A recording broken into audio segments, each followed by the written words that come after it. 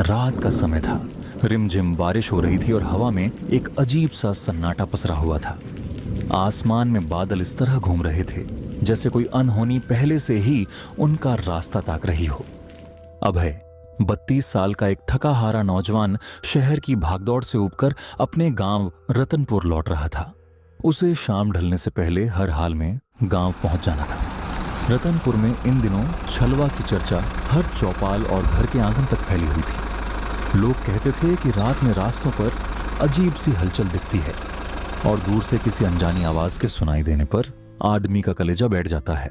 गांव वाले शाम होते ही दरवाजे बंद कर लेते थे, जैसे अंधेरा किसी मेहमान के बजाय किसी मुसीबत को बुला लाता हो। अभय जिस बस में बैठा था वह इतनी खटारा थी कि चलने से ज्यादा किसी खतरे की आहट देती। थोड़ी सी दूरी तय करते ही वह जोर का झटका खाकर ऐसे रुकती मानो अपनी आखिरी सांसें गिन रही हों।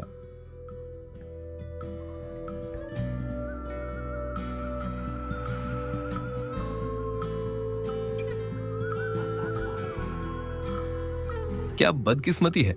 लगता है ये बस तो हमें रात भर ऐसे ही घिसटाती रहेगी।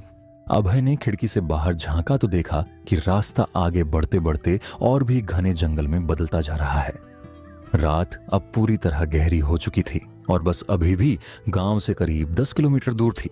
7 साल बाद अभय अपने गांव लौट रहा था, लेकिन वहां क्या क्या बदल चुका है इससे वह बिल्कुल अनजान था। बस के भीतर सन्नाटा पसरा था। कुछ यात्री नींद में थे तो कुछ धीमी आवाज में बातचीत कर रहे थे। तभी अचानक बस झटके से रुक गई। दरवाजा चरमराया और एक बूढ़ा आदमी भीतर आया। उसका चेहरा गहरी झुर्रियों से भरा था, आंखें अजीब सी गहरी और बेचैन करने वाली। गले में रुद्राक्ष की माला थी और हाथ में एक पुराना झोला जिसमें रुद्राक्ष की कई मालाएं थीं। रुद्राक्ष ले लो भक्तों, रुद्राक्ष, रुद्राक्ष ले लो भक्तों, रुद्राक्ष। यात्री उस बूढ़े को ऐसी अनदेखी कर रहे थे जैसे वह कोई साधारण थका हारा मुसाफिर हो। अभय ने भी चेहरा खिड़की की ओर मोड़ लिया, लेकिन वह बूढ़ा सीधे उसके पास आकर रुक गया।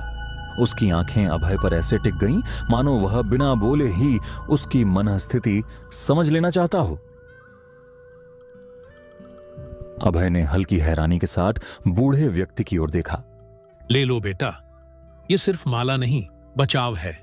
रात जितनी दिखती है उससे कहीं ज्यादा भटकी हुई है। खाली गले से जंगल मत पार करना।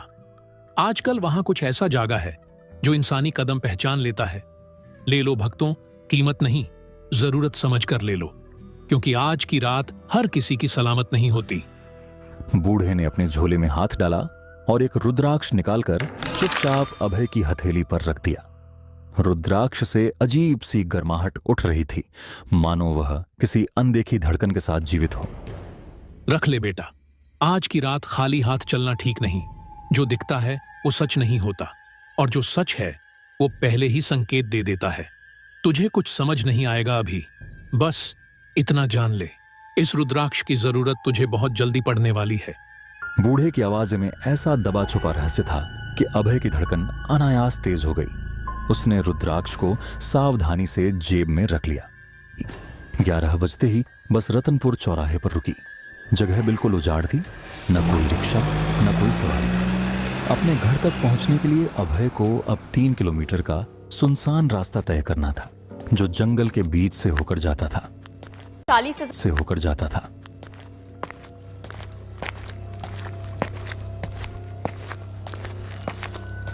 रतनपुर का रास्ता कच्चा था और नम मिट्टी की गंध से भरा पड़ा था, और उसके दोनों ओर पेड़ ऐसे खड़े थे जैसे अंधेरे में किसी अदृश्य पहरेदारी में मुस्तैद हों। हवा ठंडी थी, फिर भी अभय की पीठ पर पसीना रेंग रहा था। जंगल के सन्नाटे में चलते हुए अभय बेमन से खुद से बातें कर रहा था। चल भाई, बस 2-3 किलोमीटर ही तो है। रात भी क्या खराब चुनी है तूने घर आने के लिए। ये रास्ता भी मानो मजे ले रहा हो मुझे पैदल घसीटने का। चल चलते रह, पहुंच ही जाएगा। जब अचानक उसकी रीढ़ में एक अजीब सी सिहरन दौड़ गई, मानो किसी की नजर उसके पीछे अटकी हो। वह झट से मुड़ा, पर अंधेरे में बस पेड़ों की लंबी कांपती आकृतियां हवा के झोंकों के साथ हिलती दिखाई दी। आसपास इंसान का कोई निशान तक नहीं था। कौन है वहां? अगर कोई हो तो सामने आकर बात करो, छुप कर पीछा क्यों कर रहे हो? दिखो, मैं जानता हूं कि कोई है। कौन है वहां? सामने आओ। कोई जवाब तो नहीं मिला, लेकिन हवा में अचानक एक बर्फ सी ठंडक तैर गई।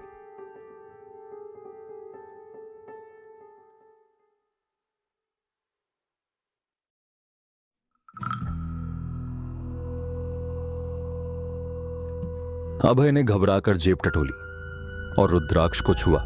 वही अजीब गर्माहट फिर से उसकी उंगलियों में धड़क उठी।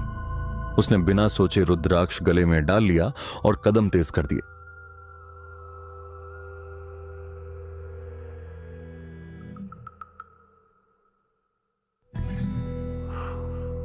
तभी पेड़ों के साए के बीच से एक काली आकृति उभरने लगी, मानो इंसान जैसी, पर उसका चेहरा धुएं की तरह धुंधला था।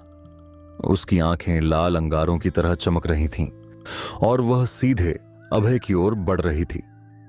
ये कैसी ठंड है अचानक, और ये आकृति? क्या तुम इंसान हो? कुछ बोलो, मुझसे दूरी बनाकर रखो, मैं चेतावनी दे रहा हूं।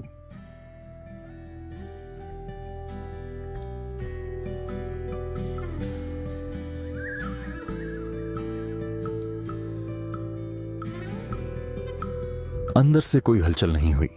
अभय ने बेचैनी में दरवाजे पर जोर से दस्तक दी, पर सामने वही गहरा सन्नाटा पसरा रहा। पिताजी, जल्दी दरवाजा खोलिए। पिताजी, मैं हूं अभय। बाहर ठीक नहीं है, दरवाजा खोलिए।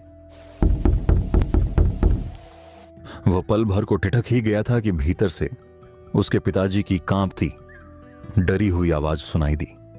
यहां से चला जा, दूर रह। मैं कैसे मानूं कि तू ही मेरा अभय है?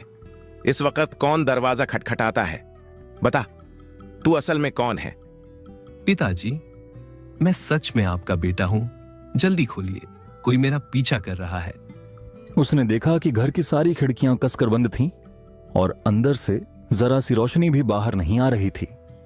वह चिंतित होकर और पास झुका ही था कि अचानक फिर वही रहस्यमयी फुसफुसाहट उस रुद्राक्ष तेरी रक्षा नहीं करेगा अभय, तू मेरा है। चाहे जितना चिल्ला ले। उस प्रेत की विकृत हंसी ऐसी गूंजी कि पूरे जंगल का सन्नाटा कांप उठा। अभय का पूरा शरीर भय से थरथरा रहा था। उसने कांपते हाथों से दरवाजे पर दोबारा जोर से दस्तक दी। मां, मैं हूं अभय। दरवाजा खोलो, मेरी आवाज पहचानो। नहीं, तू मेरा अभय नहीं है। छलावा भी इंसान की आवाज बना लेता है। मैं दरवाजा नहीं खोलूंगी, दूर रह। मेरे बेटे की आवाज ऐसी नहीं होती। मां, डरो मत, मैं ही हूं, तुम्हारा बेटा। कृपया दरवाजा खोल दो, बाहर बहुत अंधेरा है। अभय की हिम्मत अब टूटने लगी थी। उसे लगने लगा कि अगर वह दरवाजे के बाहर ही फंसा रहा तो वह भयावह परछाई उसे जीवित नहीं छोड़ेगी। घर वाले भी शायद उसे किसी छलावे का रूप समझकर दरवाजा खोलने की हिम्मत नहीं जुटा पा रहे थे। नहीं, मैं यहां ज्यादा देर नहीं रुक सकता। वो चीज मुझे मार देगी। अगर घर वाले मुझे पहचान भी नहीं रहे तो मुझे कहीं और बचाव ढूंढना होगा। तभी उसके मन में अचानक दादाजी की पुरानी बताई हुई एक बात चमक उठी। गांव के बीचों बीच एक प्राचीन शिव मंदिर है, जहां एक पुराना शिवलिंग स्थापित है और कहा जाता है कि किसी भी दुष्ट प्रेत के लिए उस स्थान के पास तक जाना वर्जित है। दादाजी कहते थे, शिव मंदिर, हां, वही एक जगह है जो किसी भी प्रेत को पास नहीं आने देती। बस मुझे किसी तरह वहां पहुंच जाना होगा, वरना आज मैं बचने वाला नहीं हूं। अभय ने हिम्मत जुटाई और तेजी से भागना शुरू किया।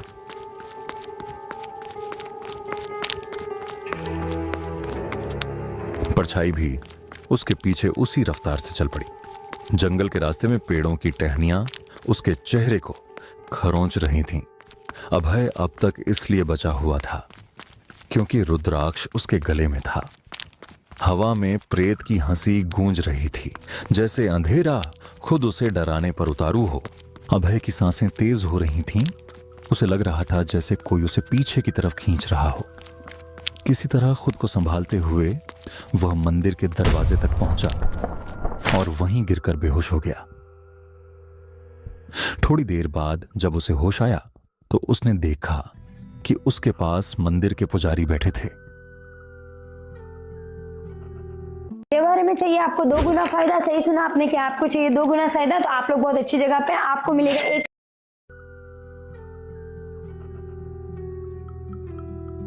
डर मत बेटा, धीरे धीरे बोल, तू अभी सुरक्षित है। पुजारी जी, वो मैं ठीक से बता भी नहीं पा रहा। कुछ था, कोई परछाई आधा दिखता था, आधा गायब होता था। बस आंखें भयानक, जैसे मुझे खींच रही हो। मैं भाग रहा था, पर लग रहा था कि वो मेरे बिल्कुल पीछे है। मैं कुछ समझ नहीं पा रहा, क्या वो सच में प्रेत था? जो भी तेरे पीछे था यहां तक नहीं आ सकता। ले, मैं तेरे शरीर पर भस्म लगा रहा हूं, ये तुझे हर दुष्ट शक्ति से बचाएगी। अब तुझे कोई भी प्रेत छू भी नहीं पाएगा। अपने मन को शांत कर और मेरे साथ भगवान का नाम ले। अभय पुजारी बाबा के साथ धीरे धीरे मंदिर से बाहर निकला। पुजारी उसे सहारा देते हुए उसके घर के दरवाजे तक ले आया।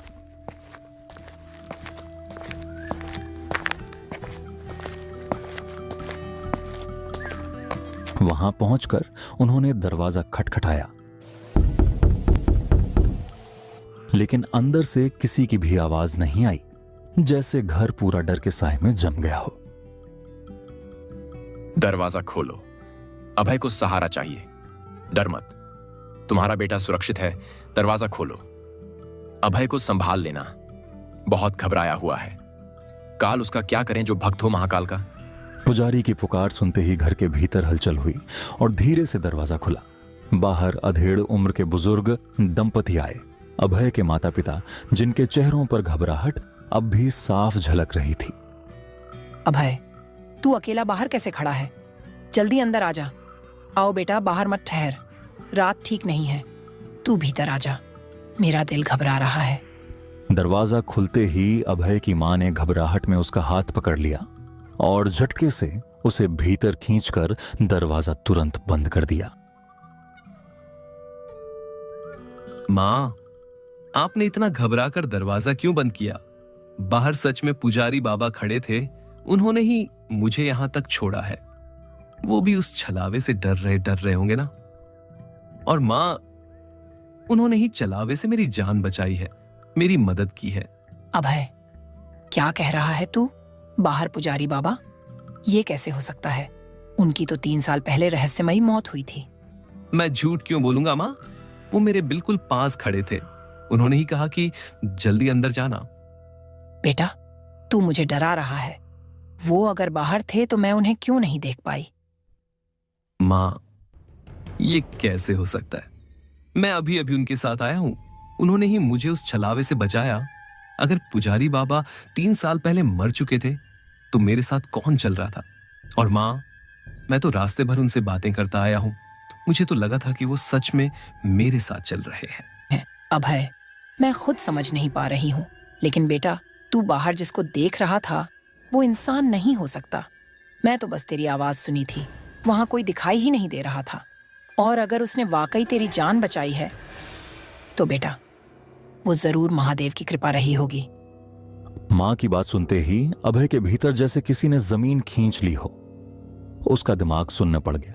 वह यकीन ही नहीं कर पा रहा था कि अभी अभी जिसके साथ वह चलकर आया वह तो 2 साल पहले मर चुका था।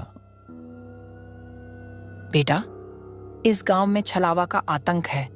वह किसी का भी रूप ले लेता है और दूसरे दिन उसकी लाश जंगल में मिलती है। मां, जब मैंने पहली बार दरवाजा खटखटाया था तब आपने दरवाजा क्यों नहीं खोला? और जब मैंने दूसरी बार खटखटाया तब आपने अचानक खोल दिया।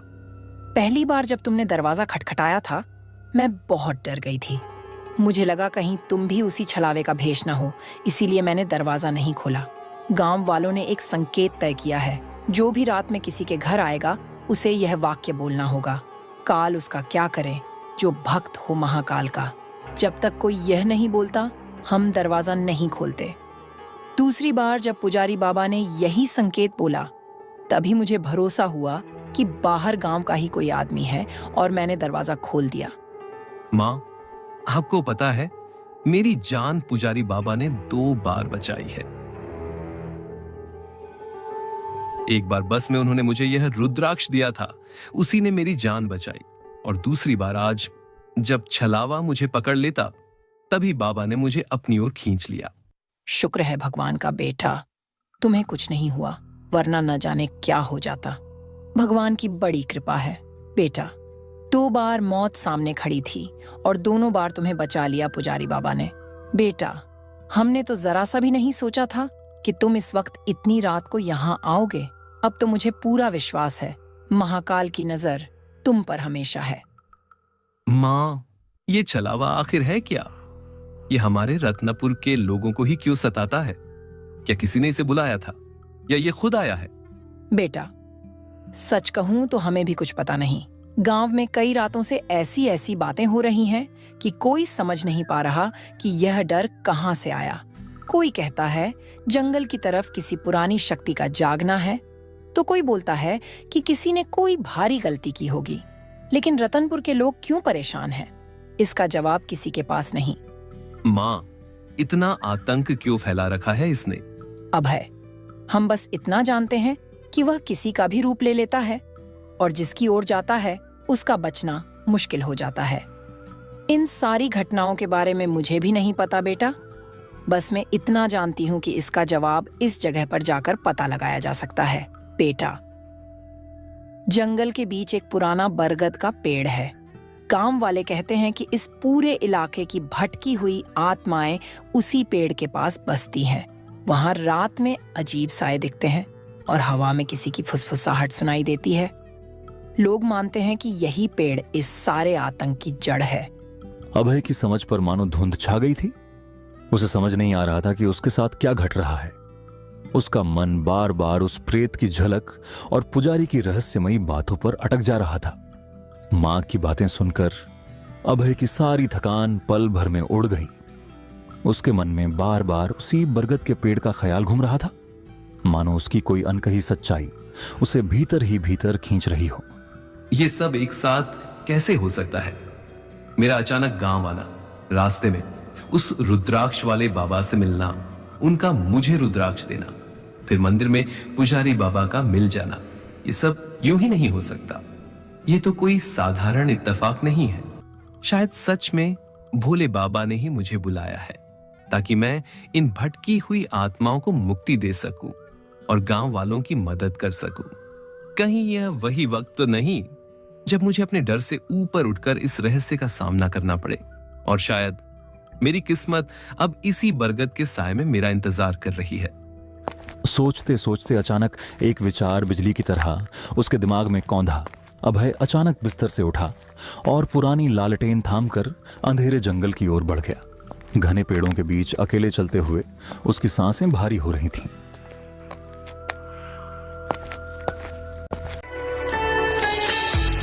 फेस्टिवल पोस्टर मेकर ऐप से पोस्ट और वीडियो बना। तभी दूर रास्ते के ठीक बीच में उसे एक आकृति दिखी। एक बूढ़ा आदमी जिसका चेहरा अजीब सा जाना पहचाना लग रहा था। जैसे जैसे अभय उसके करीब पहुंचता उसके रोंगटे और सख्त होते जाते। कुछ ही कदम बाद वह साया धुंध की तरह ओझल हो गया और अगले ही पल अचानक अभय के ठीक सामने प्रकट हो खड़ा हुआ।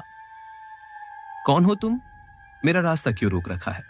अभय ने महाकाल का नाम लेकर डंडा पूरी ताकत से जमीन पर पटका। जब संग में हो महाकाल तो क्या करेगा काल। उसी क्षण वह साया अपना असली रूप लेने लगा और अभय सन्ने रह गया। सामने खड़ा कोई अनजान प्रेत नहीं बल्कि वही मंदिर का पुजारी था। 2 बार तुम बच गए अभय, पर बार बार भाग्य साथ नहीं देता। तुम वही हो? वही जिन्होंने मेरी जान बस में भी बचाई और आज उस छलावे से भी। हाँ अभय, मैं वही हूं। 2 बार तुम्हारी रक्षा की, लेकिन अब तुम्हारा काल इंतजार कर रहा है। इस बार तुम्हें अकेले सामना करना होगा।